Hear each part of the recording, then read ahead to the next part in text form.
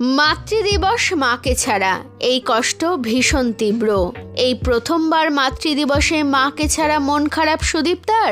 গত 2রা এপ্রিল মাকে হারিয়েছেন টলিপাড়ার 2 অভিনেত্রী সুদীপ্তা এবং বিদীপ্তা চক্রবর্তী। কাছের বন্ধু রাহুলের মৃত্যুর মাত্র 3 দিনের মাথায় মাতৃহারা হন তারা। আসলে রাহুলের মৃত্যুর পরদিনই তাদের মেজ বোন বিদিশা চক্রবর্তীর কাছ থেকে খবর পেয়েছিলেন তাদের মা বিশিষ্ট নৃত্যশিল্পী দীপালি চক্রবর্তী অসুস্থ।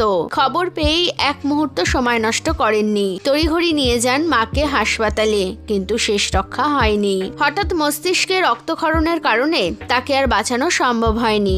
আজ 10ই মে এই প্রথম মাতৃদিবসে মাকে পাশে পেলেন না সুদীপ্তা।